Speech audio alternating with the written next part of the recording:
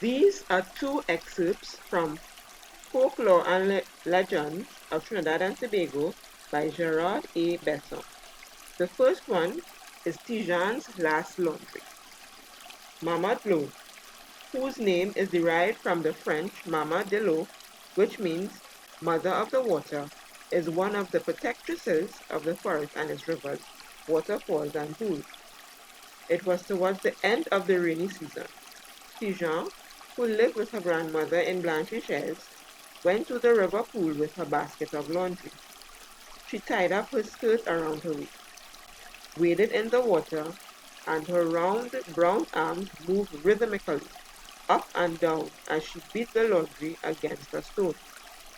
Her voice rang out in the forest, mingling with the song of birds high up in the trees, the screech of parrots, and the more mysterious sounds of the forest. Whap, whap, went the wet laundry. Larine, larine rive, sang Pigeon. Que sell de, asked the Kiskadee, who never really understands anything. Pigeon worked away in the solitude of the ravine, and the sun traveled its course across the sky. And when the last piece of laundry was washed and wrung and laid out to bleach on the stones, Tijan sat down, splashing her feet in the water and looking at her reflection in the water of a small clear pool, turning this way and then that to catch a glimpse of her pretty features. Who's that singing so fine? Came a hissing, creaky voice from the dark greenery. Who's that splashing in the water? Who's that looking at herself?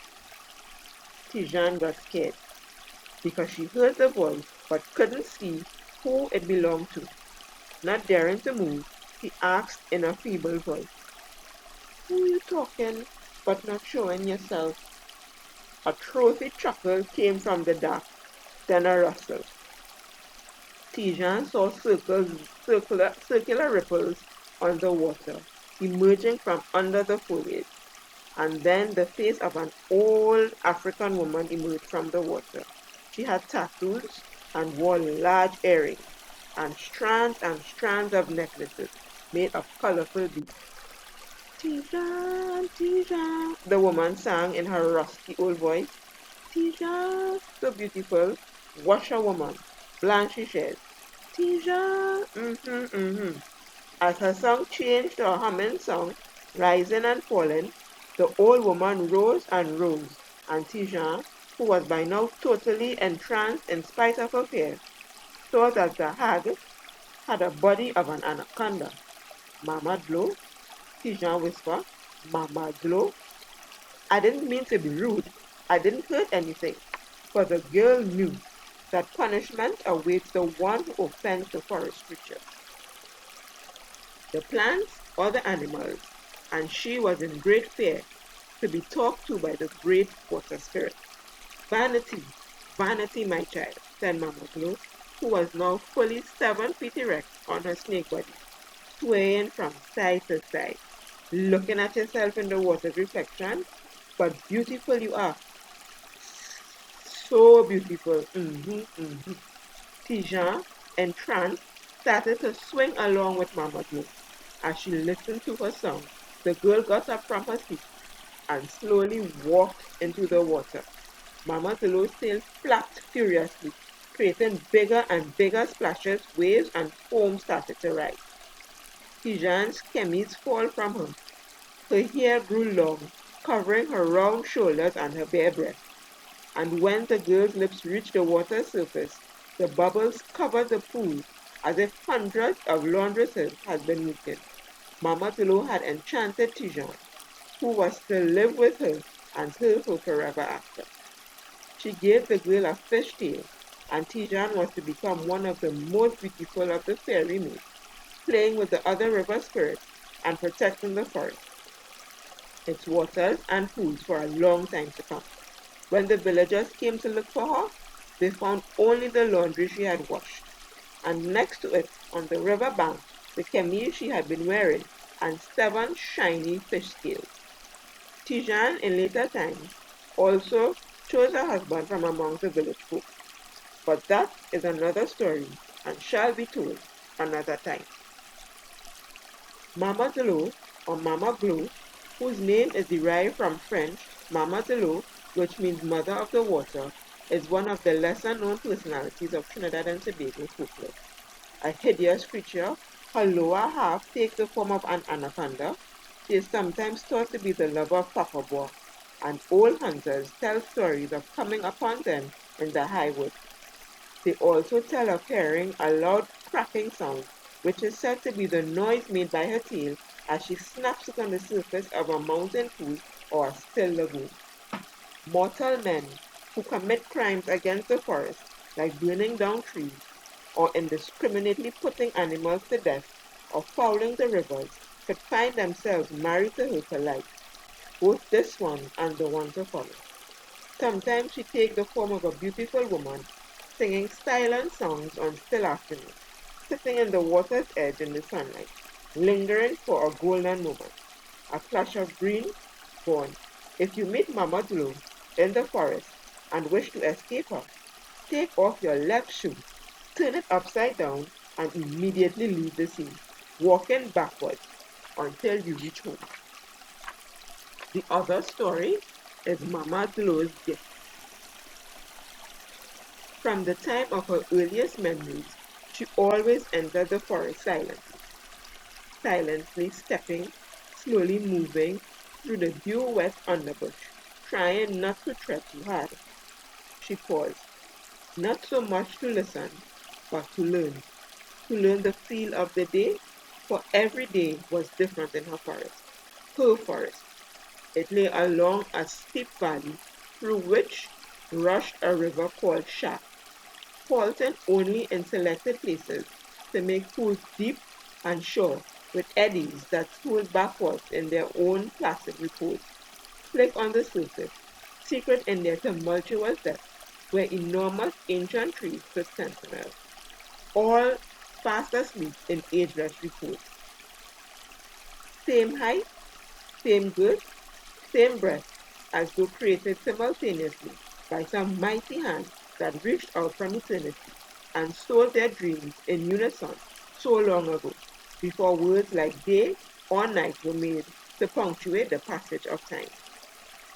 Time had been invented by one of her ancestors, she was sure. Before she entered the forest, she left it, together with her shoes, down by the road. Papita had told her about the Caribs of long ago, their family, the old people who owned all the land. She had told her about the river and of the Orio, the water spirit. She always felt that she had just missed them, and that, had she come a little earlier, she would have seen them. But she was always just in time to see the ripples they left on the water fade into placidity. Sometimes she heard a loud slap upon the surface of the pool. Once she saw an enormous shape turn around and around in the water like a wheel. Today she saw the face, a shimmer just beneath the surface of the pool. It seemed to call out with open mouth, a song she thought. Now she knew for certain that there was a Mama Zulu living in Shark River. After that, she would bring flowers and pretty buttons, a buckle from a shoe, a dolly's head quite pink, with staring eyes of blue, and tiny holes where hair would have been implanted. She brought little gems made of red and green glass, pins, and pretty bouclets. One morning, as she slipped in silence through the woods, the river, coursing with a roar through the rocks and boulders, gray and striped with white lines, she saw something glimmer in the water. It was a lovely comb made of shell and silver, gold tipped. She stood there entranced. The river foamed, a lacy frock around her legs. She picked up the comb and ran it through her hair. At once she heard music, a song, sighed, which filled her heart with yearning. For what? She had no idea. She knew she must keep this gift a secret. She would spend her days sitting in the sunshine, where the water fell from high up to crash upon the rock. It sprays a brilliant rainbow iridescence about her, combing her long black hair and listening to Mama Zulu's poem. She learned that Amana, was her true name, and that she had a sister who was called Yara, Beautiful River, which flew into a bay not too far away. Others were called Marianne, Madamas, and Paria. She heard the siren sound of sailors who had been dashed to death upon the rock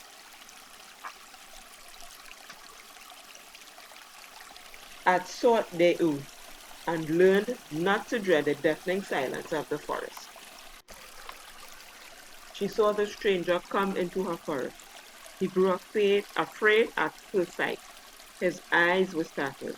She did not smile, but combed her hair, listening to the melody of Mama Dulo's song. The river's spray made iridescent colors swirl about her. He ran away. They laughed at him. He would return.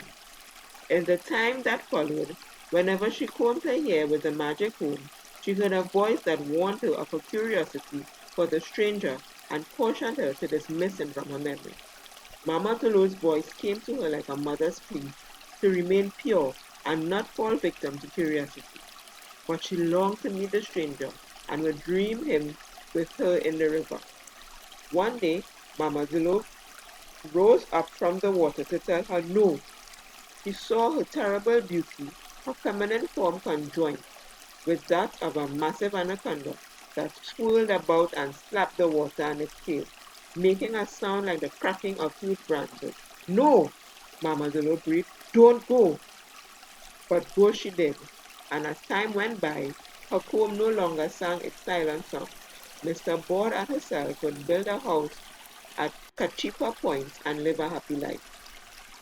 Close upon a century later, as a very old woman, she sat in the back of a pirogue, which was plunging through a turbulent sea towards Yarra Bay in the hope of beaching at the river's mouth. The outboard engine whined and coughed, and the huge waves threatened to swamp the overcrowded boat. She sensed the terror in the group and took an old broken comb with an unusual shape out of her pocket. Standing up in the plunging boat and steadying herself, she called to the tillerman to point the bow to the river's mouth and asked the passengers to pray. In a voice at first old and frail, then strong and commanding, she began to sing, Mama Glow, save us from this terror sea. Be calm, she told the waves. Be slow, lie low. The swirling water seemed to pause and flatten into an insolent roll, then fell away at her call. Mad Dolly calmed the sea.